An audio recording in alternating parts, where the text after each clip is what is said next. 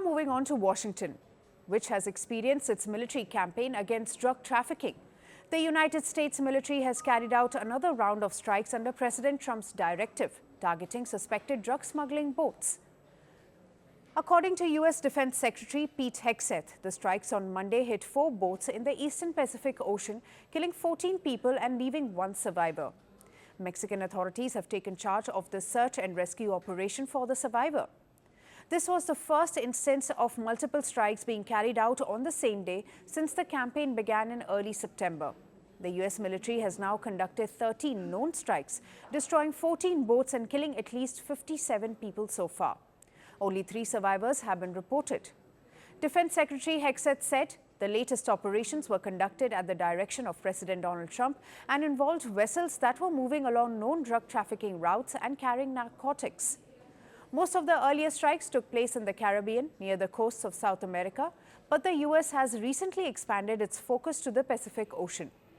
According to latest data from the Drug Enforcement Administration, about 74% of the cocaine shipments in 2019 moved through the Pacific, mainly from Colombia and Ecuador, compared with 24% through the Caribbean. Now, Monday's strikes come a week after the first U.S. operation in the Eastern Pacific, which indicated a broadening of the campaign beyond the Caribbean. In one of the earlier incidents this month, 2 survivors from a similar strike in the Caribbean were detained by the U.S. Navy, but were later repatriated to their home countries of Ecuador and Colombia. Officials said this was due to uncertainty over what legal authority the U.S. military would have to hold them indefinitely. After the latest strikes, Mexican President Claudia Sheinbaum confirmed that her government had been informed about the operation and about the survivor. She also said that the incident took place in international waters. The Mexican president had earlier condemned the strikes. Listen in. Well, obviously we do not agree. There are international laws on how to operate when dealing with the alleged illegal transport of drugs or guns on international waters, and we have expressed this publicly to the government of the United States. The campaign has caused increasing tension between the United States and several Latin American countries, particularly Colombia and Venezuela. The U.S. government has imposed sanctions on Colombian President Gustavo Petro, accusing him of not taking sufficient action against drug cartels. There's no need to fire missiles. It's absolutely ineffective.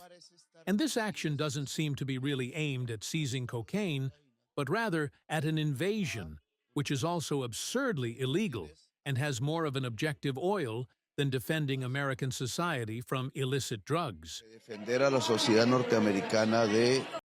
Now in Venezuela, President Nicolás Maduro has been accused of Washington of leading a drug trafficking organization, an allegation he continuously denies. In parallel, the U.S. has strengthened its military presence in the Caribbean, deploying additional troops, aircraft and naval vessels.